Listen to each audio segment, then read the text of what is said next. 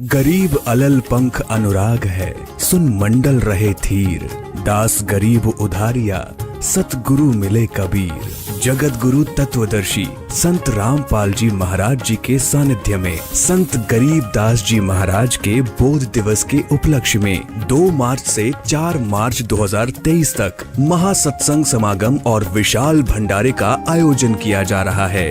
इस भव्य कार्यक्रम का सीधा प्रसारण 4 मार्च 2023 को सुबह 9:15 बजे से साधना टीवी पर और सुबह 9:30 बजे से पॉपकॉर्न टीवी पर होगा। इस विशेष कार्यक्रम का सीधा प्रसारण आप हमारे सोशल मीडिया प्लेटफॉर्म्स पर भी देख सकते हैं, जो निम्न हैं।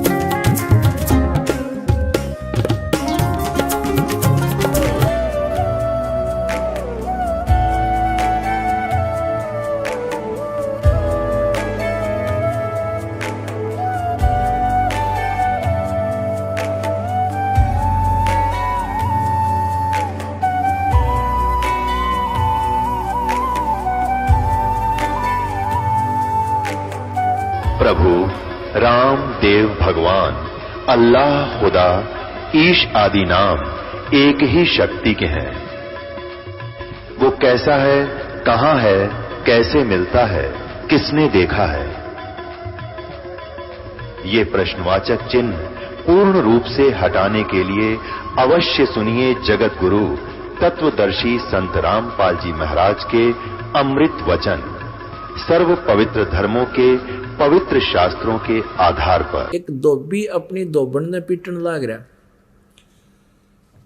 और वो किस दोष में पीट रहा था, उसकी पिटाई कर रहा था कि वो लड़ झगड़ के घर से चली गई थी और 2-3 दिन में वापस आई थी। तो वो कह रहा था कि मैं दशरथ के पुत्र रामचंद्र जैसा नहीं हूं। 12 वर्ष तक रावण के पास रहने के उपरांत सीता को घर ले आया है। अब रामचंद्र जी वापस आ गए और सुबह अपनी पत्नी को घर से निकाल दिया, जबकि वह गर्भवती थी। अपने आत्माओं, आमीन को मर्यादा पुरुषोत्तम कहें और बड़े अच्छे न्यायकारी कहें। यो के न्याय किया उस राजा ने एक गर्भवती स्त्री को, और जबकि परीक्षा लेकर आया, उसने अपना कॉन्फिडेंस क्या रहा समाज के सामने। समाज तक पता नहीं क्या क्या कहेगा कल ने, अपना विवेक कहाँ गया उनका। और हजारों आदमियों के सामने उसने परीक्षा ली थी, सीता जी की अग्नि में नहीं जली थी वो, और सबको पता था, सबने बता दिया था ऐसे ऐसे माता निष्कलंक है। और फिर अपनी क्रियाओं पर विश्वास नहीं हुआ और एक गर्भवती लड़की को, अपनी पत्नी को बाहर निकाल दिया। और कारण क्या बताया कि मैं लोगों की दंत ये व्यंग नहीं सहन कर सकता। फिर कल ना कोई किसी और के बारे में कह देगा, कोई परसों माँ के बारे में कह देगा, उनको भी निकाल देना। अरे अपना कॉन्फिडेंस हो राजा का, लोगों के कहने से क्रिया करता है तो राजा ठीक नहीं है। तो पुण्यात्माओं, घर से निकली थी सीता और कलेजा धड़का मारा। अब कैसे उसने अपना जीवन निर्वाह किया होगा, कहाँ कहाँ गई होगी, कि ना जाने किस प्रकार के दुष्ट लोग जंगलों में रहते होंगे, कैसे परेशान करने की चेष्टा की होगी। चल ना भी हुई हो, लेकिन एक सोचा जा सकता है। और रहम नहीं भगवान के, और उसको हम भगवान कहा करते। सम्मन ने अपने पुत्र से ये कहा कि बेटा, समाज की नहीं सुना करते, हमने अपने गुरुदेव की बातों पर विश्वास होना चाहिए, उनके प्रतिक्रिया पर विश्वास हो बेटा। इतनी कुछ चर्चा वो कर ही रहे थे आपस में। इतने में वो तीनों, परमात्मा कबीर देव जी और दोनों उनके शिष्य, बाहर एक थोड़ी सी दूरी पर एक छोटा सा छप्पर डाल रखा था मेन गेट का, उसके बीच में था उनका मेन गेट, और पीछे वो बातें कर रहे थे। उससे बीच में आंगन था और पीछे एक झोपड़ा और डाल रखा था, और उसमें बैठे वो बातें कर रहे थे। आवाज लगाई परमेश्वर ने कि भाई कोई है घर पे। अब नेकी ने कहा कि बाहर ऐसा लगता है जैसे गुरुदेव जी बोले हों। अब सम्मन कहने लगा कि आप चर्चा कर रहे हैं ना भगवान की, इसलिए हमें हमारे कान बाज रहे हैं। परमात्मा यहाँ कैसे आ सकते इतनी दूर। तो थोड़ी देर में फिर आवाज लगाई कि अभी सम्मन है क्या घर पे। अब फिर तो उनकी तीनों की एकदम उधर ही नजर गई, सामने देखा परमात्मा गेट के बाहर खड़े हैं। तीनों भाग गए नंगे पैरों। अब यूं खड़े होकर तीनों मुंह की तरफ देख रहे हैं कि हम सौपन तो नहीं देख रहे हैं, सचमुच परमात्मा यहाँ आगे हैं क्या। आंखें मल रहे हैं, आंखों में आंसू आने लगी है। अब ये कहना भी भूल गए, कहा जाओ अंदर प्रवेश करो गुरुदेव। तब कमाल ने कहा कि गुरुजी को यहीं खड़ा रखोगे क्या, अंदर भी तो लेकर जाने की कहो। तब उनकी वो एकदम सपना सा टूटा कि आ जाओ भगवान, अंदर आ जाओ। अब अंदर जाके जैसा भी फटा पुराना बिछौना था, कोई गद्दा था, वो बिछा दिया। बैठो भगवान, शाम का समय हो गया था। अब सम्मन बैठ गया गुरुदेव के पास, चर्चा हुई, कुशल अक्षेम पूछा। हे भगवान बड़ी दया करी, हे मेरे दाता, हम तो अभी आपकी चर्चा कर रहे थे, आपका बच्चा ये सेव कह रहा था, आप तो अंतर्यामी हो, आपने इस बच्चे की पुकार सुन ली। आज ही अभी चर्चा कर रहे थे, हमारे गुरुदेव जी हमारे घर भी कभी आ सकते हैं। हम इनको समझा रहे थे, आप तो अंतर्यामी हैं, हे मालिक, आप तो सब जानते हो। आप जैसे सुन ही रहे थे हमारी, आपने तुरंत हमारी आशा इच्छा की पूर्ति कर दी। ऐसी चर्चाएं कर रहा था। कुछ देर के बाद कहा, भगवान भोजन का सुनाओ, भोजन की कहो बात। तब कबीर परमेश्वर ने कहा, बेटा पैदल चल कर आए हैं, भूख लगी हम सबको, भोजन तैयार करो। अब सम्मन घर पे आया अपनी पत्नी के पास, अंदर जहाँ उनका अपना अलग झोपड़ा था, झोपड़ी में, और कहा, नेकी खाना बनाओ, गुरुदेव के लिए भूख लगी है। अब नेकी ने कहा कि हमारे अपने घर पे आज एक अन्न का दाना भी नहीं है और नहीं आटा है। अब सम्मन ने कहा कि जाओ किसी से उधारा ले आओ।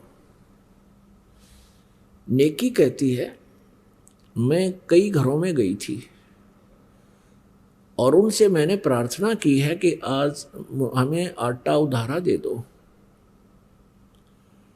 लेकिन कोई नहीं दे रहा है। मैंने उनसे बता दिया हमारे गुरुजी आए हैं और हमने भोजन बनाना है, आटा दे दो, उधारा दे दो।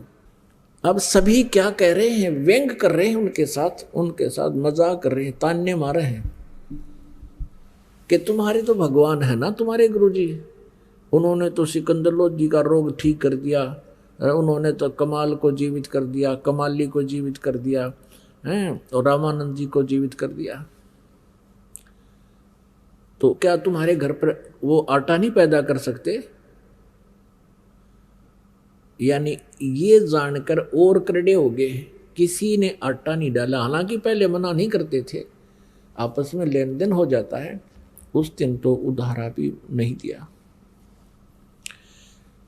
अब सम्मन से नेकी ने कहा कि कोई भी उधारा नहीं दे रहा है। तो सम्मन ने कहा कि ला तेरी चूंदड़ी दे दे, तेरा ये चीर दे दे जो उसने ओढ़ रखा था, इसको गिरवी रख कर आटा ले आऊंगा। नेकी ने कहा कि ये फटा हुआ है 2-3 जगह से, मैं ये भी लेकर गई थी किसी के पास कि मेरा चीर गिरवी रख लो और 3 सेर आटा दे दो। किसी ने नहीं दिया कि फटा पड़ा है। अब सम्मन एकदम कलेजा पकड़ कर बैठ गया जमीन पर। हे भगवान, आज क्या बनी? पहली बार परमात्मा आए हमारे घर पे और आज हम इनको आहार नहीं करा सकते। बहुत चिंतित हो गया। तब नेकी ने कहा कि ऐसी बात नहीं बनेगी, चिंता मत करो, कुछ उपाय बनाते हैं। वो कहने लगा, क्या उपाय बनाएंगे? अब कोई उधारा दे नहीं रहा, ऐसा हमारे पास कोई कपड़ा नहीं जिससे हम गिरवी रख दें, कोई ऐसा आइटम नहीं घर का, अब क्या उपाय बनेगा? अब हम तो शर्म के मर जाएंगे। क्या क्या कहेंगे गुरुदेव कि हम भोजन नहीं करा सके, भूख लगी है गुरुजी को। तो नेकी ने कहा कि आप ऐसा करो, रात्रि के समय चोरी कर लाओ 3 सेर आटा और गुरुदेव को और तथा इन भक्तों को खाना खिला देंगे वक्त से। अब कहो गुरुदेव को कि विश्राम करें, ज्ञान ध्यान कर लें और सुबह वक्त से भोजन बनाएंगे, ये समझ जाएंगे। तो नेक संबंध कहने लगा चोरी करके लाएंगे, ठीक है कोई बात नहीं। तो लड़का सुन रहा था सेव, वो कहने लगा माता जी गुरुजी भी बताते हैं और आप भी कहा करते हो कि चोरी करना महापाप होता है, और आज हम चोरी करेंगे, हमारा तो भक्ति का नाश हो जाएगा, चोरी महापाप होती है।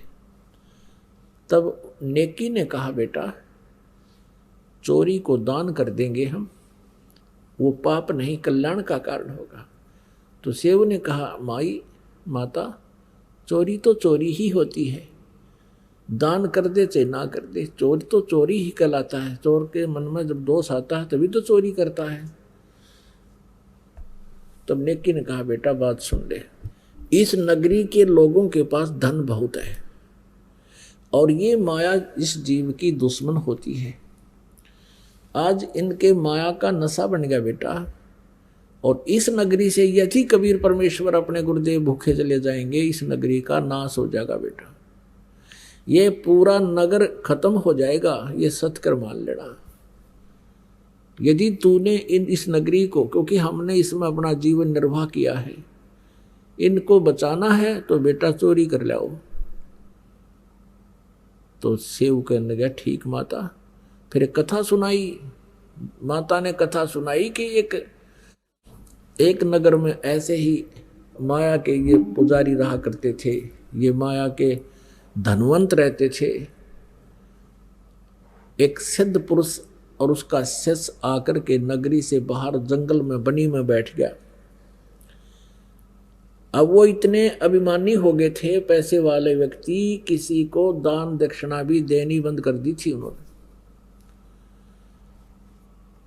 अब उस सिद्ध पुरुष ने उस लड़के को भेजा अपने को कि जा बेटा भिक्षा मांग ला।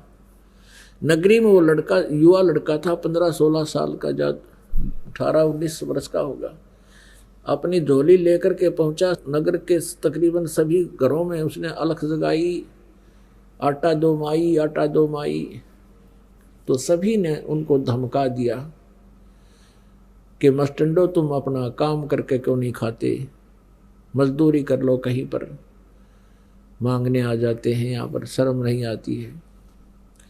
लड़का वापस चला गया और कहा गुरुदेव किसी ने भी आटा नहीं दिया और बहुत कुछ बातें बनाते हैं। अब वो सिद्ध पुरुष था, उसने कहा कि जा एक बार फिर जा बेटा। वो दोबारा फिर गया। ऐसे ही वो खाली आ रहा था। जब वो वापस आ रहा था, उसी नगर के बाहर की तरफ एक कुम्हार का घर था, और उस कुम्हारी ने वो पहले दिन भी जाता देखा, खाली आता देखा। विधवा थी, उसका पति मर चुका था, 2-4 बच्चे थे उसके। उसने अगले दिन भी देखा कि ये नहीं डालेंगे, इनको कुछ इन्होंने देना ही नहीं है, नगर वालों ने, इनको तो माया का अभिमान है। तो उस कुम्हारी ने पूछा उस शिष्य से, उस साधु बालक से कि बेटा महाराज आटा नहीं मिला? अक नहीं माई किसी ने नहीं डाला। तो उसने कहा भाई देख, कल भी देख, तेरे को देखा मैंने, और बेटा मुझे अपने पुत्रों की तरह तेरे में ममता बन गई है कि मेरा बेटा अगर ऐसे भूखा रह जाए 2 दिन से, क्या बीतेगी उसके ऊपर। भाई मैं कुम्हारी हूँ, जात से कुम्हारी हूँ, और तो ये रोटी ले जा बनी बनाई, और अपने गुरुजी से बता देना बेटा बाद में खाना, कहीं वो फिर मुझे शराप ना दे दे। भाई कई महात्मा ऐसे होते हैं जो अन्य जाति वालों का नहीं खाते, ब्राह्मण बणियों का ही खाते हैं या क्षत्रियों का खाते हैं। उसने ऐसा ही किया, ठीक है माई दे दो। अब उसने जाते अपने गुरुदेव से कहा कि गुरुदेव पूरी नगरी में घूमा, किसी ने आटा नहीं दिया, उल्ट सुल्ट बातें बना रहे हैं, बहुत भली बुरी कह रहे हैं आपके बारे में, मेरे बारे में। और बाहर की तरफ एक कुम्हारी का घर था, उसने सारी कहानी बताई। उसकी आंखों में आंसू आ गए गुरुदेव, और वो कह रही थी बेटा अपने गुरुदेव को बता के फिर ये रोटी खाना। ये रोटी उसने दी है 2 व्यक्तियों की। तब उसने कहा संत ने कि बेटा तू रोटी खा ले। भूख लाग रही थी, बच्चे ने भोजन खा लिया। और बेटा अब न्यू कर रख दे, मैं भी खा लूंगा बाद में। और अब तू वापस जा, उस माई ने कह दे कि सूर्य अस्त होने से पहले पहले इस नगरी ने त्याग दे, और जहां भी तू पहुंच जाएगी सूर्यास्त से पहले पहले वहीं रुक जाना, तेरा वहीं बस जाएगी तो तेरा पूरा वंश चलेगा वहां पे। और उसको बता देना किसी से कहे नहीं ये बात जो हम बताने जा रहे हैं। रात्रि के समय ये नगर नहीं रहेगा, ये सारा खत्म होगा। अब लड़का वापस आया, उसने सोचा माई थी नौकूंगा तो घर छोड़ दे, तो यह भी नो सोचेगी अच्छी आपत मोल ली रोटी खुआ कर मेरा घर छूट गया। तो उसने सारी कहानी बताई कि माई हमारे गुरुजी बहुत पहुंचे हुए महापुरुष हैं और इस नगरी से बहुत दुखी हो गए हैं कि इनमें इतना अभिमान हो गया, ये राक्षस टाइप हो गए हैं, भगवान से भी नहीं डरते और अतिथि को तो वैसे भी आहार करा दिया करते हैं और ये इतनी बकवास कर रहे हैं। आज ये नगर माई रात ने खत्म हो जाएगा और अब दिन के 12 बजे हैं, तू निकल जा फटाफट अपने सारे सामान को लेकर चली जा, जहां सूर्य अस्त हो जाए दिन छिप जाए तो वहीं रुक जाइए, तू वहीं बस जाएगी। आशीर्वाद है गुरु जी का। अब उस समय उसको पता होता था कि सचमुच साधु ने जो वचन काट दिया वो टला नहीं का। उसने तो उसी समय अपने बच्चों के साथ अपने गद्या पर सामान लाद दिया और चल पड़ी। सूर्यास्त जहाँ हुआ वहाँ रुकेगी। तो रात्रि के समय वो पूरा नगर उस संत ने नष्ट कर दिया कि इसे राक्षसों को तो एक का दिन खत्म कर दिया जाए तो अच्छा है। तो पूरा नगर खत्म हो गया। कहते वहाँ से फिर वो माई दूर जाकर बस की, फिर वहाँ लोग इकट्ठे हो गए। अभी कैसे का उन्होंने सारी कहानी बता दी कैसे से। तो वहाँ लोगों ने इकट्ठा होकर उसको ज़मीन भी दे दी, उसके निर्वाह के लिए पैसे भी दे दिए, उस माई के ठाठम ठाठ कर दिए और उनका नाश कर दिया। तो धर्म तो दसके नहीं दसके तीनों लोग, खैर आए तुम्हें खैर है कीजिए आत्म भोग। अब यह कथा सुनाई उस नेकी ने अपने पुत्र से उतर कि बेटा इस नगरी का न्यू नाश हो जाएगा, इसको बचाना है और परमात्मा को इन्हीं का अन्न खवाना पड़ेगा, नहीं तो बात बिगड़ गई कति। ये तो अभिमानी हो रहे हैं, आसमान में चढ़ रहे हैं आजकल, 7वें आसमान पर घूम रहे हैं इनके दिमाग, और माया जीव का नाश होती है बेटा। तो शेव ने कहा माता फिर हम चोरी करेंगे। रात ने पिता पुत्र दोनों चोरी करने चल पड़े। एक सेठ की दुकान में घर में सुराख बना लिया और सम्मन ने कहा बेटा तू बाहर रहना शेव से और मैं अंदर से कुछ आटा चुरा के लाऊंगा, केवल 3 सेर, ज्यादा नहीं चुराएंगे, कुछ भी नहीं लेंगे। और अब सेव ने कहा पिताजी आप इस लाला जी की पहुंच यहाँ के राजा तक है और आप पकड़े गए तो पिताजी आपको सूली तोड़ देंगे ये लोग, और मैं बालक हूं, मैं पकड़ा भी गया तो मुझे बख्श देंगे। तब सम्मन ने कहा नहीं बेटा, अगर तेरे को फांसी दे दिया तो हम किस कारण जिएंगे। तब सेव नहीं माना कि नहीं पिताजी मैं बालक हूं, मुझे मेरी क्षमा हो सकती है। ऐसे कहते कहते उस सुराख के अंदर से, सेंध के अंदर से, पाड़ ला रखी थी नो समझ लो, उसके अंदर से सेव घुस गया पणिया की दुकान में। सम्मन ने कहा बेटा 3 सेर से ज्यादा नहीं लाना, अंदाजा सा 3 शेर ले आना, 3 किलो। अब सेव ने अंधेरे में आटा ढूंढा, अंदाजा सा अपना डाल के 3 बुक और चालन की तैयारी करी। इतने में खुड़का हो गया, आवाज होगी जोर की, एक तराजू पर पैर टिक गया। वो एकदम बहुत जोर का आवाज हुई तो बनिया वहीं सो रहा था, वो जाग गया लाला जी और पकड़ के उसको पहले दीपक जलाया, फिर पहचान लिया, अच्छा तू तो सम्मन का है, सम्मन का। अरे भगतो चोरी करने लग गए, पकड़ लिया। तो सेव कहने लगा लाला जी शोर ना करे, 3 शेर आटा लिया है, हमारे घर गुरु जी आ रहे हैं, उनके लिए भोजन करवाना था। तो लाला जी कहने लगे अच्छा अच्छा, अरे चोरी तो वो करवा रहा तुम्हारा गुरु, वो चोरी करवाने आता है यहाँ पर। ठीक है, आज राजा से पेश होकर कहेंगे ये आता है कि चोरी कराता है, ये तो अच्छे आदमी थे, चोरी करते ही नहीं थे। अब सम्मन भी सुना इस आवाज ने, सेव भी सुन गया। उन्होंने सोचा भाई जुल्म हो गया, गुरुदेव को आहार तक करा नहीं सके, अब ये सुबह गुरुदेव की बेइज्जती करेंगे ये लोग, राजा के पास पेश करेंगे और ना जाने के सजा दिवाएंगे। जब लाला जी ने उसको पकड़ना चाहा सेऊ को, उसने कपड़े में बांध रखा था और 3 सेर आटा उस सुराख में से बाहर फेंक दिया और कहा पिताजी मैं तो पकड़ दिया लाला जी ने, और आप ले जाओ इसको गुरुदेव को भोजन करा के शीघ्र रवाना कर देना। अब सम्मन लेकर के उस आटे को घर पे आ गया। नेकी ने पूछा पुत्र कहाँ है? सारी कहानी बताई कि लाला जी ने पकड़ लिया और हो सकता है कल वो गुरुदेव को भी पकड़ के राजा के पास पेश करेंगे। और कह रहा था वो लाला जी कि चोरी तो इनके गुरु कराते हैं, ये तो ठीक आदमी थे, कभी चोरी करते नहीं थे, अपना मेहनत करके खाते थे, और कल राजा के पास जाकर के उसको इनके गुरु को सबक सिखाएंगे। नेकी कहने लगी तू वापस जाओ और लड़के का सिर काट लिया, किसी तरह बका बकू का एक बाहर गर्दन निकाल ले, और चाहे इतने अंदर घुस के काटना पड़ो उस बच्चे का सिर काट लिया, नहीं तो बात बिगड़ जाएगी, कल बच्चे को पहचान लेंगे और सारी बात बिगड़ेगी। अब सम्मन लेकर हाथ में करद इतनी लंबा चक्कू और पहुंच गया।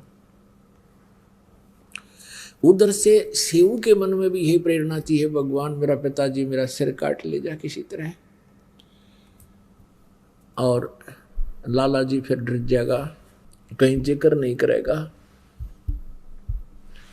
कहीं नहीं बताएगा। अब सम्मन जब आया, सम्मन ने कहा कि बेटा सेऊ 2 बात जरूरी करनी है, एक आवश्यक बातें करनी है, एक बार तू सिर निकाल ले इस सुराख से बाहर, फिर तो हम नहीं मिल पाएंगे बेटा, तुझे पकड़ा देंगे ये पुलिस को, फिर पिता पुत्र को मिलने नहीं देंगे ये लोग। 2 बात तेरे कान में बताऊंगा। उधर से सेऊ ने कहा लाला जी मेरा पिताजी आया हुआ बाहर, कोई जरूरी काम बताना चाहता है, एक बार मुझे छोड़ दो। सेठ बोला तू भाग जाएगा, ऐसे कैसे छोड़ दो, तू भाग जाएगा? उसने कहा नहीं भागूंगा मैं, कि नहीं कोई विश्वास नहीं। अब सेऊ ने कहा कि आप मेरे पैर का रस्सा बांध दो, इतना लूज कर दो, इतना ढीला छोड़ दो कि मैं केवल गर्दन बाहर निकाल लूं, बिल्कुल फ्री ना करो। अब लाला जी ने सोचा भाई के हो गया, 3 शेर चुनने तो ले गए हैं बेचारे, ढीला बांध दिया, रस्सा थाम के बांध रखा था और कर दिया ढीला, ले बतला ले। उन्हें सिर बाहर निकाला, जब बाहर सिर निकाल लिया तो सेऊ बाट इंतजार कर रहा है कि पिताजी कोई बात कहे, लेकिन बाप था हाथ पीछे का पीछे रहेगा, वो कर्द छुपा रखी थी, तलवार छुपा रखी थी। तब उस लड़के ने कहा 12-13 वर्ष के बच्चे ने कि पिताजी मेरी गर्दन काट ले जाओ, यदि आप मेरे बाप हो तो मेरी गर्दन काट ले जाओ। इतना कहते ही सम्मन में भी करंट सा आ गया और बेटे की गर्दन काट के शीश न उठा ले गया।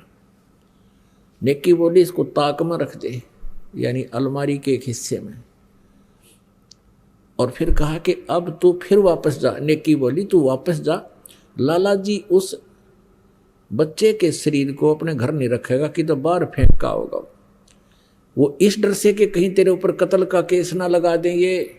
अब लाला जी ने देखा कि तो लड़के की हत्या होगी, तेरा नाम मंडा जाएगा, तू मर गया। उसने बच्चे का पकड़ी बाजू और घसीट लेकर रात ने, एक पजावा था, पजावा होता है जहाँ पर ईंटें पकाया करते कुम्हार लोग, ऊंचे ऊंचे उसमें खंडर से हो जाते थे, मिट्टी खोदन के, उस पजावे में फेंक आया और उधर से जल्दी वापस आकर के लाला जी ने अपना जो सुराख रखा था चोरी करने के लिए वो निशान भी मिटा दिया।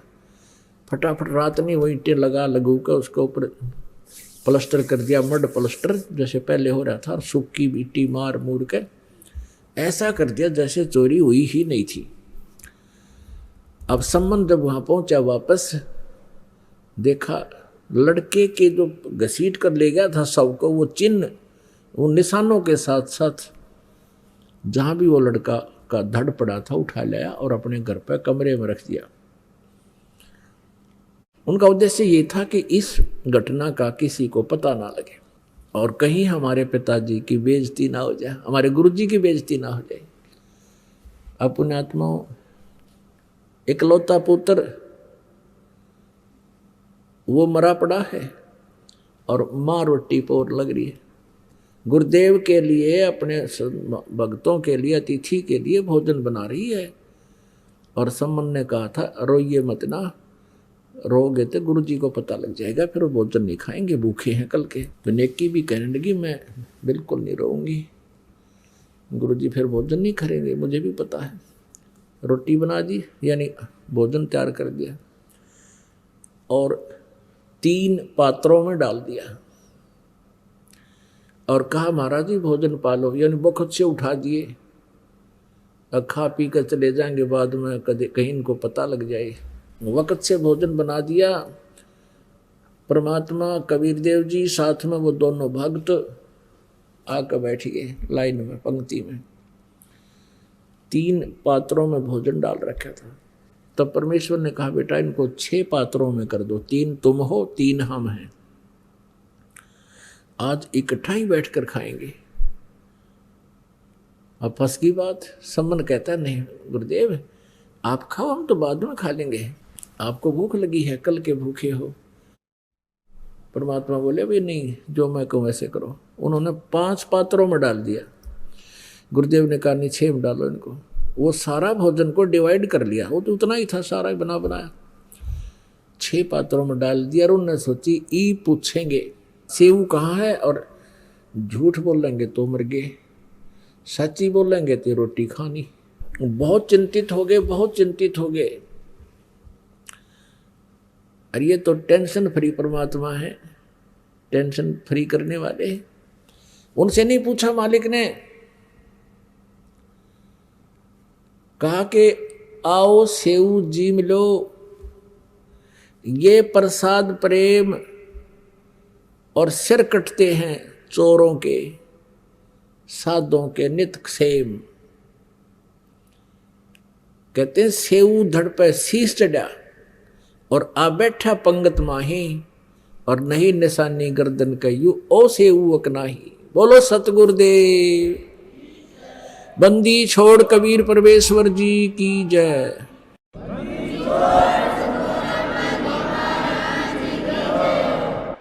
और माता पिता ऐसे देख रहे हैं, निशान ढूंढ रहे हैं बच्चे गए। उठ कर गए, जाकर देख का है धड़ कहीं वहां तो नहीं है, ना धड़ देखा नहीं है, ताक में शीश देखा अलमारी में नहीं है, वहां रक्त के छींटे लगे पड़े हैं। तो पुण्यात्माओं, केवल एक लक्षण से भगवान की पहचान नहीं होती। अब हमने सिर्फ श्री कृष्ण जी को एक चमत्कार से कि मोर ध्वज राजा के पुत्र ताम्र ध्वज को आरे से 2 फाड़ खवा के मृत हो गया था, उसको जीवित कर दिया। हमने उसको परमात्मा की संज्ञा में ले लिया और आज तक गुणगान किए जा रहे। और ये परमात्मा का इतिहास, उनकी जीवन लीलाएं में भरी पड़ी हैं, इनको क्यों नहीं हमने स्वीकारा? क्योंकि परमात्मा से परिचित नहीं था कोई। जो महापुरुष परमात्मा से परिचित हुए उनकी भी किसी ने नहीं मानी, जिस कारण से अभी तक ये परमात्मा हम तक परिचित नहीं हुआ और हम इनको पहचान नहीं सके, जिस कारण से हम भटक रहे हैं। पुण्यात्मा, दूसरा लक्षण भगवान का क्या बताया है कि जैसे भगवान निर्धन को धनवान बना दे, रंक को राजा बना दे, इसके लिए श्री कृष्ण जी को किस लिए हमने भगवान माना था कि विपर सुदामा का एक मकान बना दिया था। अपने आत्मा ब्राह्मण हो तो सुदामा जैसा हो। सुदामा जी और श्री कृष्ण जी ये क्लास फेलो थे, सहपाठी थे। कर्मानुसार श्री कृष्ण जी द्वारका के राजा बन गए और विपर गरीब था। इतना गरीब था कि उसको कभी कभी तो बच्चे भूखे सो जाते थे। और वो अपनी पत्नी को बताया करते थे सुदामा जी कि मेरे जो द्वारका के जो राजा हैं श्री कृष्ण, वो मेरे सहपाठी थे, क्लास फेलो थे, बहुत ही अच्छे हैं, बहुत ही अच्छे हैं, मेरी बहुत श्रद्धा करते थे, ब्राह्मण होने के नाते मुझे पूज्य समझते थे, हम सहपाठी होते हुए, हम उम्र होते हुए मेरा इतना आदर करते थे। अब सुदामा की पत्नी ने कहा कि फिर आप जाओ राजा से कुछ मांग लाओ, हम बहुत दुखी हो गए हैं टोटे में। अब सुदामा जी कहा करते थे ब्राह्मण का काम मांगने का नहीं होता है, जो मांगे सो बढ़ुआ कहिए, दर दर फिरे अज्ञानी, और जोगी जोग संपूर्ण जिसका मांगना पीवा पानी। ब्राह्मण का काम मांगने का नहीं होता है। हम अपनी कथा कहानी कह करके बेशक थोड़ी बहुत दक्षिणा ले सकते हैं, मांगेंगे नहीं, कोई अपनी स्वेच्छा से दे तो सुदामा जी भ्रमित नहीं किया करते थे जनता को, सत्य कथा जितना उनको ज्ञान था उतना ही बताते थे। तो जनता का एक स्वभाव है कि जब तक उनको कोई पाखंड ज़्यादा ना दिखावे उसके साथ नहीं लगते। तो सुदामा जी की स्थिति घनी गिर गई, बिल्कुल बहुत बुरा हाल हो गया। पत्नी के बहुत बार कहने के उपरांत सुदामा जी ने सोचा या रोज लड़े हैं, चल आज एक चक्कर लगा आता हूँ। उधर से पहले जैसे अपन जाते हैं, कोई तो फल ले जाता है, कोई मिठाई ले जाता है, ये पहले से ऐसी थी कुछ रास्ते में, और कुछ वहाँ आदर सत्कार के लिए जिस मेहमान के जिसके भी जाते थे रिश्तेदार के, लेके जा करते कुछ खाद्य पदार्थ। अब गरीब ब्राह्मण के घर पर कुछ नहीं था, उसकी पत्नी ने थोड़े से चावल भून के बांध दिए, अगले ये सत्कार के लिए ले जाओ राजा के घर, श्री कृष्ण के घर। अब आप जी ने सुदामा जी की कथा तो बहुत बार सुनी है। अब देखो श्री कृष्ण जी सतोगुण प्रभु हैं, विष्णु जी अवतार हैं, और श्री विष्णु जी के छाती में लात मार दी थी एक भृगु नाम के ऋषि ने, तो भी उन पर क्रोध नहीं कराया था, इतने नेक आत्मा के हैं। अब सुदामा जी के फटे पुराने कपड़े द्वार पे जाके खड़ा हो गया, महल के राज दरबार के द्वार पे। उनको कहा कि जाओ भाई कहो श्री कृष्ण जी के आपका मित्र सुदामा आया है। श्री कृष्ण जी को पता चला, तभी नंगे पैरों भागा आया, अपने सहपाठी को लेकर साथ गया अंदर महल में। अपनात्माओं श्री कृष्ण जी ने पूछा कि और मित्र सुना, बच्चे परिवार कैसा है? तो सुदामा जी ने कहा भगवान आपकी रजा से सकुशल है, किसी चीज का कोई अभाव नहीं है, आपका पंजा तो हमारे सिर पर है। अपने आत्माओं ये भी ब्राह्मण है, श्री सुदामा जी ब्राह्मण हैं, उनका मुंह नहीं फटा कि तू कुछ पैसे दे दे, कुछ धन दे दे मेरे को। कहा कि आपकी दया से ठीक है, सब मौज हो रही है, कोई अभाव नहीं किसी वस्तु का। अब श्री कृष्ण जी को पता लग गया, उसकी सतीथि को देखकर फटे पुराने कपड़े, रातों रात वहां पर बेच दिया विश्वकर्मा और वो कारीगर सारे। सुदामा जी का एक सुंदर मकान महल बना दिया द्राविड़ देश में, और उधर से 1 हफ्ता 10 दिन सुदामा जी को अपने पास रख लिया, घर जाने दिया नहीं। अब हफ्ते 10 दिन के बाद या जो भी समय था उसके बाद सुदामा जी चलने लगे कि मुझे अब आज्ञा दो, बच्चों को संभालूं जाके। श्री कृष्ण जी ने उनको एक सुंदर कपड़े पहना दिए, बहुत बढ़िया मलमल के, और वो पहनकर चल पड़े। अब देखो वो क्या सोच रहे हैं सुदामा जी रास्ते में कि भाई देखे मित्र, मेरे से न्यों पूछा है और तो कुशल है, क्या उसकी आंख फूट गई थी मेरी कि सतीथी थी? क्या श्री कृष्ण को पता नहीं चला कि मैं कितना कंगाल हूँ हैं? और मेरे तो पूछा है, मेरे से कवाना चाह है। देख लिए मित्र भी, इतने मन में दोष आ गया उनके। उस दोष का भी उनको फल भोगना पड़ा। बिल्लों ने सोचा, जंगली लोगों ने सोचा कि कोई सेठ आ रहा है, इतने गजब के कीमती कपड़े पहन रहा और अवश्य पैसे पाओगे। उन्होंने देखे उसकी जेब टटोली, कुछ भी को रहा, वो कपड़े काट दिए सारे, वो धोती भी खोल ली, वो कपड़ा भी उतार लिया, वो नकी मतलब था नंगा हो गया कति। अब उसको इतना ताबास हो गया कि भगवान के बारे में मैंने गलत बोल दिया, सजा मुझे इसलिए मिली है। अब घर जाकर देखा उसका तो सारा कुछ माहौल बदल रहा था। इस कारण से श्री कृष्ण जी को भगवान मान लिया कि उसने, भगवान श्री कृष्ण जी ने सुदामा का महल बना दिया। अरे ये तो एक कोई मुख्यमंत्री या मंत्री मित्र हो जाए, इतना सारा तो दे दिया आज। और ना कल्याण श्री कृष्ण जी का ना सुदामा जी का, जो असली उद्देश्य है मनुष्य जीवन का, वो तो न्यों का न्यों रहेगा दोनों का। अब सुनाते हैं आपको उस परम पिता परमात्मा की समर्थता, कबीर भगवान की। एक तैमूरलंग नाम का लोहार था, मुसलमान लोहार था, तैमूरलंग नाम का। इतना गरीब था वो, अन्य साहूकार सेठ पैसे वाले व्यक्तियों की भेड़ बकरियां चराया करता था और वो उनको वर्ष में 6 महीने में कुछ कणक दे देते थे। पहले ऐसा ही होता था, कपड़े दे देते कुछ, या गेहूं आटा बाजरा जो भी वो दे देते थे। और केवल वो 2 माँ बेटा थे, पिता की मृत्यु हो चुकी थी। उधर से वो, उससे भी गुजारा नहीं होता था उनका, तो एक लोहार के अहरण पे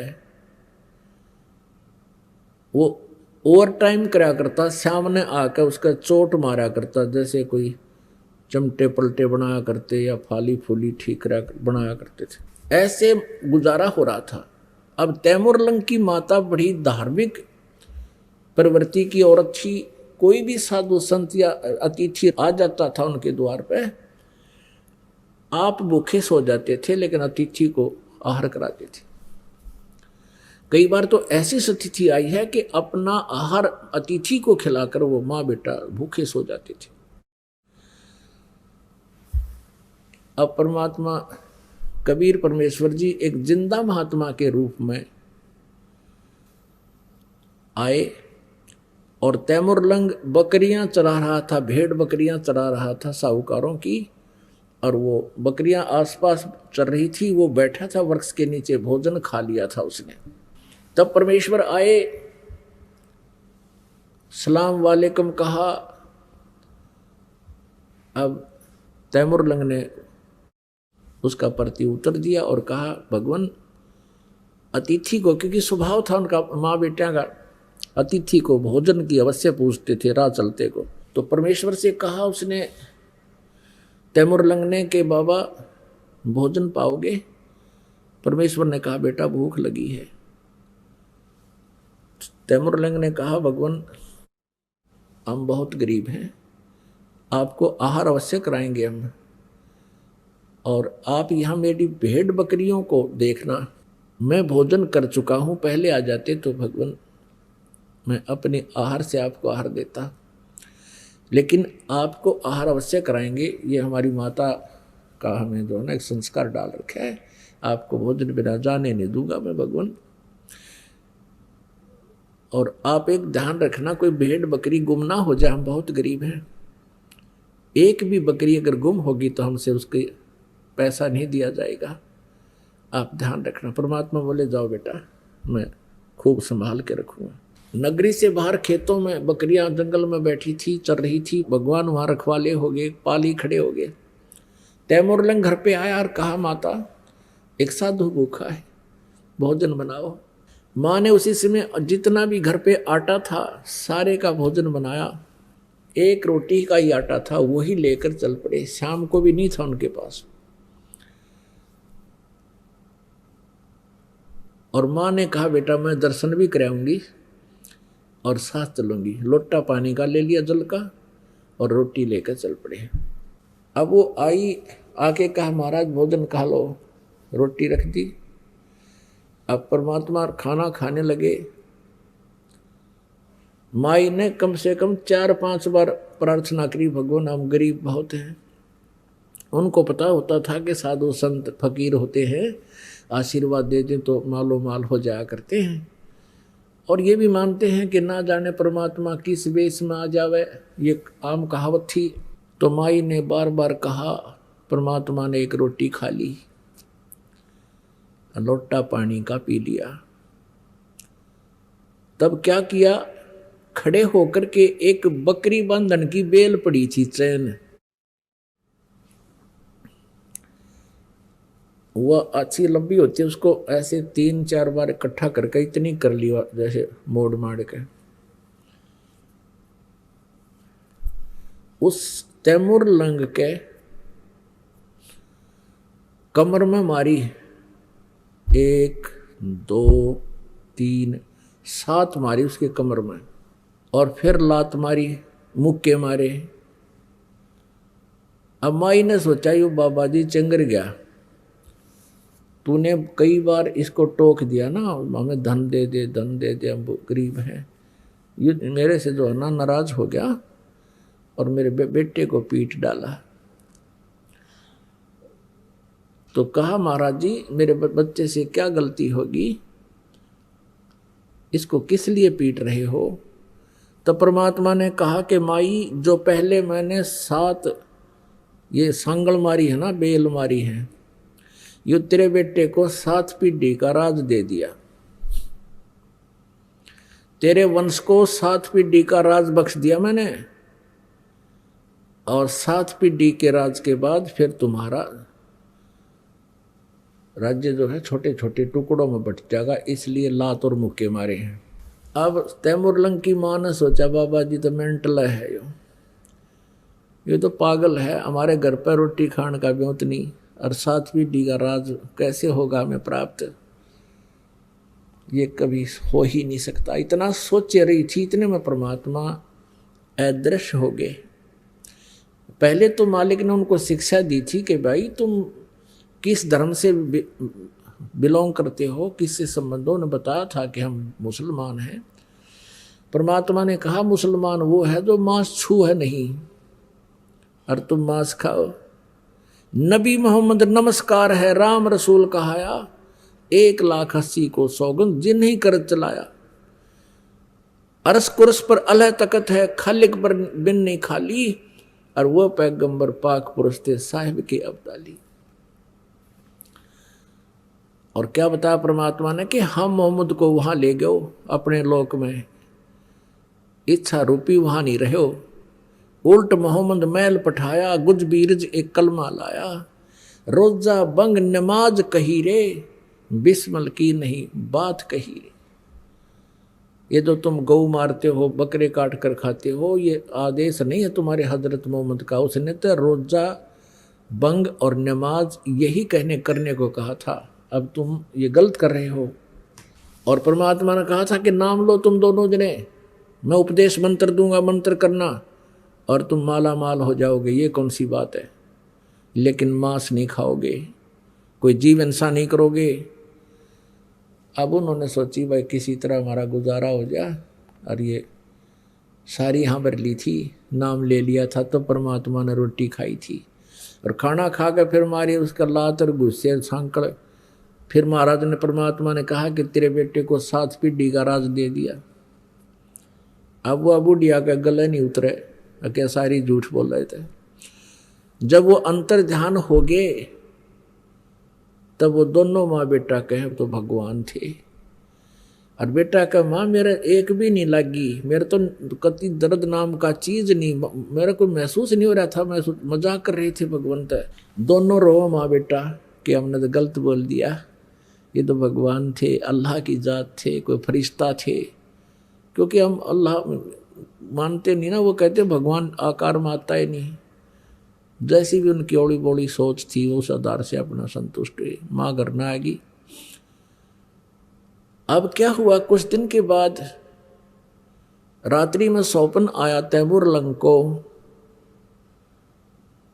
परमात्मा वही जिंदा रूप में दिखाई दी और कहा बेटा जिस अहरण पर शाम के समय जो तू सेवा करता है जिस लोहार के घर पे, अच्छा उस दिन उस तैमूर लंग जब चोटें मार रहा था अहरण के ऊपर गणते लोहे को सीधा कर रहा था लोहार, तो अहरण के पास चींटियों का बिल था थोड़ी सी दूरी पे, 5-4 फुट की दूरी पे, और उसमें से इतनी चींटियां निकलाई बहुत गुनी, आसपास में काली जमीन होगी। और वो क्या सोच रहा था कि या अल्लाह तेरी लीला तू ही जाने, एक सींग जितने बिल में ये करोड़ों चींटियां कैसे समा रही है। वो काफी प्रभावित सा हुआ उस दृश्य से। तो रात्रि के समय परमेश्वर जब आए उसी रूप में, जिंदा वाले रूप में, स्वप्न में उसको कहा बेटा तैमूर लंग, जहाँ तूने आज शाम को चींटियां देखी थी, वो बिल देखा था, वहाँ बहुत सारा खजाना है, उस अहरण को तू मोल ले ले, अहरण के स्थान को। वो ऐसा 20-30-50 फुट की जगह थी और 50 गज जगह होगी। कहने लगे तू उसको मोल ले ले और उसके नीचे खजाना है, एकदम प्रकट ना करना, पहले कुछ बकरियां ले आना फिर बेच देना, फिर घोड़े ले आना बेच देना, ऐसे लोग समझेंगे कि इसने व्यवसाय में जो है ना वृद्धि होगी, ऐसे करना। सपने में बतला रहे हैं परमात्मा से कि भगवान हमारे पास तो पैसा ही नहीं है, वो अहर नाला हमें देगा ही नहीं। तब परमेश्वर ने कहा कि ये मेरा काम है, तू प्रार्थना करना। अब कहते क्रय करावे साइया मन में लहर उठा, दादो से दरजीव के आप बगल हो जा। जब परमात्मा ने कुछ करना होता दोनों तरफ पहुंच जाते हैं। उधर से उस अहरन वाले के मन में कई दिन से ये आ रही थी कि ये स्थान थोड़ा है, बाहर मेरा प्लाट पड़ा है थोड़ी सी दूरी पर, गांव से दूसरी साइड में, और यदि कोई इसको मोल ले ले तो मैं वहां अपना अहरन डाल लूँ। प्रबल इच्छा हो रही इसके। तैमूर लंग ने प्रार्थना कर, सुबह उठकर उसने अपनी माँ से कहा कि माँ आज महात्मा जी दिखाई दिए थे, वो फक्कड़ फकीर दिखाई दिए थे स्वप्न में। उसकी माँ ने कहा बेटा स्वप्न में मुझे भी दिखाई दिए थे, पर उन्होंने क्या कहा ये मुझे स्पष्ट याद नहीं रहा, वो कुछ बोल रहे थे पर मैं भूल गई सब। तैमूर लंग ने कहा माँ मेरे सब याद है, ऐसे ऐसे कहा था। अब माता जी ने कहा ठीक से बेटा देख ले कोशिश करके। अब जो ही शाम के समय उसने जा करके अहरन के मालिक से कहा कि भाई मैं भी गरीब आदमी हूँ, आप मुझे ये अहरन दे दो, कुछ 1 वर्ष के लिए उधार दे दो, मैं फिर पैसे दे दूंगा आपके, मुझे ये मैं भी अपना कोई गुजारा कर दूं छोटा मोटा काम करके। तो कहने लगा भाई मेरा फिर तुम कब पैसे दोगे, कब दोगे इसका? कहने लगा 1 वर्ष में दे दूंगा मैं। तो उसने कहा 1 वर्ष तक, जैसा भी समय रखा 6 महीने 1 वर्ष का, कि नहीं दिया तो फिर देख ले मैं वापस ले लूँगा, अखावे से वापस ले लेना। 2-4 दिन के अंदर उसने अपना वहाँ से सारा ले गया, अहरन भी छोड़ दिया वहीं पर। वो पुराना सा हो रहा था वो, और उसने अपना नया साजबाज जोड़ लिया दूसरे प्लाट में। माँ बेटा ने दोनों ने उसके चारों तरफ एक कच्ची दीवार बना ली, 3-3, 4-4 फुट की, 5-5, 6-6 फुट की, और देखा खोद गए उसमें सचमुच खजाना, हीरे पन्ने जवाहरात सोने की मोहरें मिली। अब उसने उसी तरह शुरू कर दिया, पहले घोड़े भेड़ बकरी लाया वो बेच दी महंगी सस्ती जैसी, फिर घोड़े खरीद के लाया वो बेच दिए, महंगे बिके थे सस्ते। तो आम जनता को तो न्यू होगी भाई तैमूर लंग का हाथ पकड़ लिया भगवान ने, इसको व्यापार में व्यवसाय में बहुत बेनिफिट होने लग गया। आइए अब हम उन श्रद्धालुओं के अनुभव जानते हैं जो जगत गुरु तत्वदर्शी संत रामपाल जी महाराज जी से दीक्षा प्राप्त कर चुके हैं तथा उनके द्वारा बताए गए भक्ति मार्ग पर चल रहे हैं। नमस्कार सर। नमस्कार सर। सर क्या नाम है आपका? सर मेरा नाम अरुण कुमार दुबे एडवोकेट है। सर आप कहाँ से हैं? सर जी मैं वाराणसी जिले से हूँ। सर संत रामपाल जी महाराज से नाम दीक्षा आपने कब ली? सर जी परम पूज्य संत रामपाल जी महाराज सदगुरुदेव जी से मैंने 19 नवंबर 2019 को दीक्षा प्राप्त की। संत रामपाल जी महाराज से नाम दीक्षा लेने से पहले आप क्या भक्ति साधनाएं किया करते थे? सर जी, मैं सांसारिक भक्ति जैसे गांव में लोग करते हैं, तो ब्राह्मण खानदान में पैदा हुआ हूं, तो ब्रह्मा विष्णु महेश शंकर देवी देवता गणेश जी, हनुमान जी, भोलेनाथ, गंगा जी, यमुना जी, बद्रीनाथ, हरसुब्रह्म, हरिद्वार, तमाम ऐसे जगहों आना जाना था और ब्राह्मण के नाते वो करता था, कर्मकांड वो भी करता था।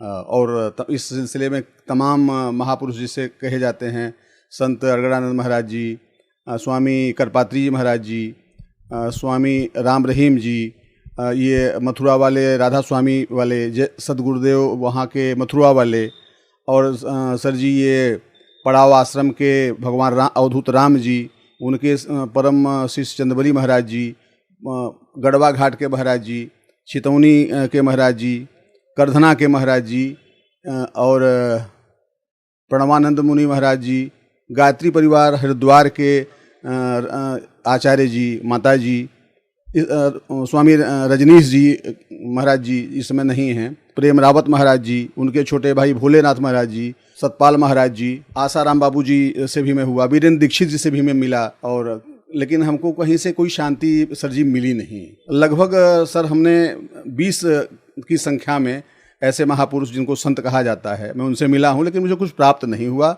जो मैं खोज रहा था। गुरु मैंने उनसे दीक्षा क्या, जैसे उपदेश करते थे सुनता था कि ऐसे करो वैसे करो करता था, लेकिन मुझे कुछ लाभ या मानसिक शांति नहीं मिलती थी, या पूजा में मन नहीं लगता था, साधना में मन एकाग्र नहीं होता था, कुछ मिलता नहीं था। वैसे खास करके लोग भौतिकता की तरफ आते हैं कि हम किसी महात्मा के यहाँ जा रहे हैं तो भौतिक जगत की कुछ प्राप्ति होगी, लेकिन मुझे ऐसा कुछ मिला नहीं।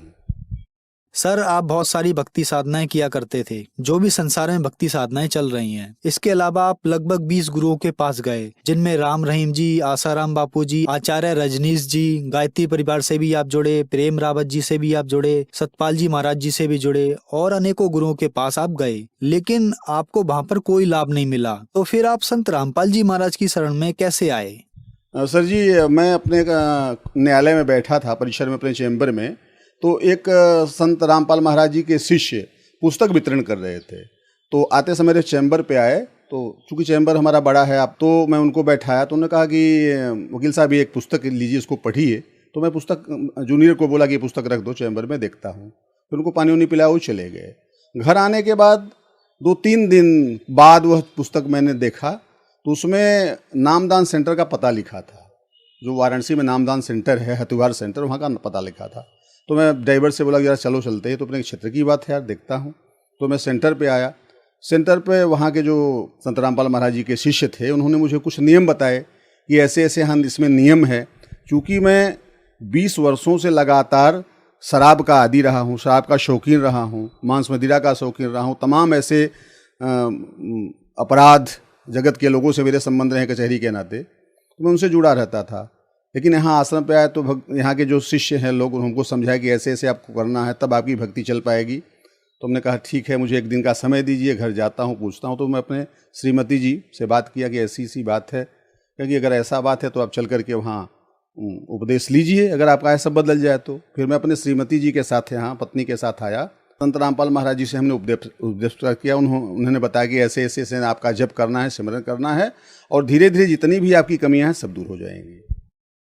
सर, इतने गुरुओं के पास जाकर आप फिर संत रामपाल जी महाराज की शरण में आए, तो क्या संत रामपाल जी महाराज की शरण में आने के बाद आपको लाभ भी मिले?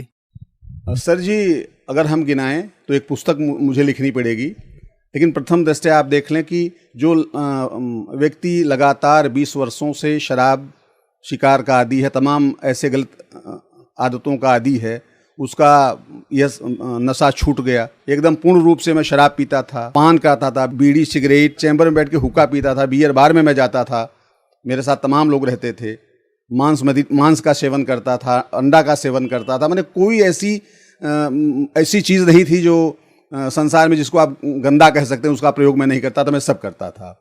लेकिन सदगुरु श्री संत रामपाल महाराज के शरण में आने से, उनसे दीक्षा लेने के बाद ये पूर्णतया मेरा छूट गया। और मेरा छोटा पोता था सर जी, वो इतना बीमार था, इतना सीरियस था कि हम लोग समझ गए कि बस इसकी जान अब नहीं बच पाएगी। डॉक्टर हमको, गांव के डॉक्टर बोले कि हमारे बस की बात नहीं है, लेकिन संत रामपाल महाराज जी गुरु जी के कृपा से आज बच्चा चंगा है, 4 साल का हो गया है। मेरे 2 बच्चे हैं सर, एक मेरा लड़का अश्विनी कुमार दुबे, वो उसको भी मैं नाम दिलाया हूँ, वो एकदम पूर्ण रूप से पागल हो गया था सर जी। और railway line Bombay Bhandup station पर रेलवे लाइन पर पूरा नंगा उलेटा हुआ था।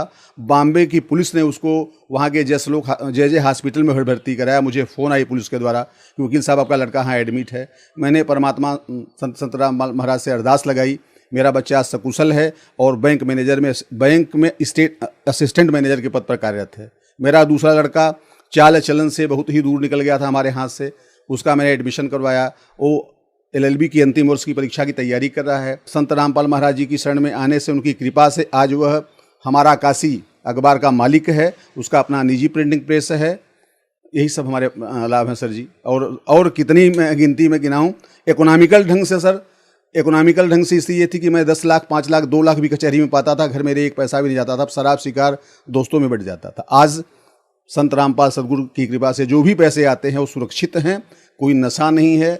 संत रामपाल महाराज जी की कृपा से महीने में कम से कम 4 से 5 बार मैं दिल्ली, कलकत्ता, बॉम्बे कोर्ट के काम से बाई एयर जाता हूँ। पर्सनल अपनी गाड़ियाँ हैं। परमात्मा संत रामपाल महाराज जी की कृपा से मेरे पास 4-4 गाड़ियाँ, लग्जरी गाड़ियाँ हैं, मोटरसाइकिल से हैं। नौकरों तक को हमने गाड़ियाँ उपलब्ध करा दी है, संत रामपाल महाराज सदगुरु की कृपा है। सर हम टीबी के पेशेंट थे। ये जे हॉस्पिटल बॉम्बे में चेक कराया था, उनका आपको बहुत भयंकर टीबी है। उन्होंने दवा भी दिया, लगातार मैं दवा खाया, लेकिन उससे मुझे कुछ नहीं हुआ। लेकिन परमात्मा संत रामपाल महाराज की कृपा में, गुरु जी की कृपा से मेरे सब रोग नष्ट हो गए। मेरे पास अब कोई रोग नहीं है। हार्ट में सर बाएं तरफ हमको दर्द होता था, कि इतना दर्द हो जाता था कि बस यहीं बेहोश हो जाऊंगा, सीना दबा के बैठ जाता था। पेन किलर खाता था, 2-1 सेकंड के लिए आराम होता था। लोगों ने कहा ECG कराइए, डॉक्टर ने बोला, लेकिन मैं सदगुरु के शरण में आने के बाद वही अमृत जल पीता हूँ और आप पूर्ण रूप से स्वस्थ हूँ। सर समाज में एक आम धारणा है कि हमें गुरु नहीं बदलना चाहिए, गुरु बदलना पाप है। आपने लगभग 20 गुरु बदले भगवान प्राप्ति के लिए, सुख के लिए, तो क्या आपने सही किया? ये दरअसल गुरु बदलने की धारणा ये पुरानी धारणा है। जैसे आप बीमार हैं और आप एक डॉक्टर MD के पास गए, वहाँ से आपका मर्ज ठीक नहीं हुआ, तो आप निश्चित है कि उससे अच्छे डॉक्टर के पास जाएंगे, या दिल्ली दिखाएंगे, लखनऊ दिखाएंगे, बॉम्बे दिखाएंगे, अच्छे डॉक्टर के पास जाएंगे, तो आप डॉक्टर बदल सकते हैं। इसी तरह से अगर गुरु कहने के लिए तो तमाम गुरु हैं, लेकिन पूर्ण गुरु अगर आपको नहीं मिलता है तो आप गुरु बदल सकते हैं। हमारे संत रामपाल महाराज जी की पुस्तक है जीने की राह है, और गीता तेरा ज्ञान अमृत है, उसमें है कि आप गुरु बदल सकते हैं। उन्होंने स्पष्ट बताया कि आप गुरु बदल सकते हैं, उसमें कहीं से कोई पाप नहीं है, कोई बात नहीं है। और वह गुरु कहनाने लायक नहीं है जो पूर्ण रूप में आपको पूर्ण भक्ति न बताए कि पूर्ण भक्ति कैसे की जाती है, वो गुरु कहने लायक नहीं है। और सर जी मैं नज़दीक बैठ के यहाँ के जितने मठाधीश हैं, अगर हमारा इंटरव्यू आप कराएं, मैं सबको मुंह पे बता सकता हूँ कि आपने मेरे साथ ऐसा किया है। कोई ऐसा गुरु नहीं जिसके साथ मैं बैठा हूँ, 1-2 लाख रुपए पैसा मैं खर्च नहीं किया हूँ, वहाँ गया हूँ, लेकिन मुझे कोई लाभ नहीं है, केवल चीटिंग है, कुछ भी नहीं है। और हमारे संत सदगुरु रामपाल महाराज जी के यहाँ जितने भी शिष्य हैं जाते हैं, पूरी व्यवस्था है, और 1 पैसा भी कहीं से नहीं लगता है। खाने पीने की व्यवस्था है, रहने की व्यवस्था है, आने जाने की भी दिक्कत नहीं रहती। वहाँ बसें लगी रहती हैं पहुँचने के लिए, तमाम सुविधाएं हैं। छोटे छोटे नामदान सेंटर खुले हुए हैं, वहाँ भी तमाम व्यवस्थाएं हैं। आप नाम ले सकते हैं, भक्ति सीख सकते हैं, कर सकते हैं। तो हमारे गुरु महाराज सदगुरु संत रामपाल महाराज जी पूर्ण गुरु हैं, पूर्ण सदगुरु हैं, पूर्ण अवतारी पुरुष हैं। सर आपने बताया कि आप पेशे से एक वकील हैं, और संत रामपाल जी महाराज के बारे में एक और सामाजिक धारणा है कि उनके अनुयायी संत रामपाल जी महाराज से अंधश्रद्धा भक्ति के तहत जुड़ते हैं। आपने बताया कि आप एक वकील हैं, आपको देखकर ऐसा नहीं लगता, इसके बारे में आप क्या कहना चाहेंगे? हमारे गुरु संत रामपाल महाराज जी भक्ति की जो विधा बताते हैं उसमें गीता का उदाहरण देते हैं, यजुर्वेद का उदाहरण देते हैं, श्रीमद् भागवत का उदाहरण देते हैं, श्रीमद् देवी भागवत का उदाहरण देकर के समझाते हैं कि ऐसी भक्ति आप करिए, ये भक्ति झूठी है। जैसे आपके लोग पहले बता रहे थे, उदाहरण देकर, प्रमाण देकर, किताब खोल करके बताते हैं कि ऐसी भक्ति है, इसमें ये 3 जो है, यही जो नाम है, यही पूर्ण परमात्मा का यही नाम है, ये ब्रह्म का नाम है, परम ब्रह्म का नाम है, पूर्ण परमात्मा का नाम है। तो प्रमाण सहित भक्ति संत रामपाल महाराज बताते हैं, तो वहाँ अंधश्रद्धा भक्ति कोई बातें नहीं है। सर संत रामपाल जी महाराज से नाम दीक्षा कैसे ली जा सकती है? सर हमारे महाराज जी संत रामपाल महाराज जी के सत्संग जो है टीवी चैनलों पर, कई चैनलों पर आते हैं, उस पर नीचे पीली पट्टी बार बार चलती रहती है, उसमें नंबर पे आप संपर्क करके नाम सेंटर में जा करके उसका पता लेकर के वहाँ नाम प्राप्त कर सकते हैं, और लोग ऐसा कर रहे हैं। धन्यवाद सर। धन्यवाद सर जी, धन्यवाद सर।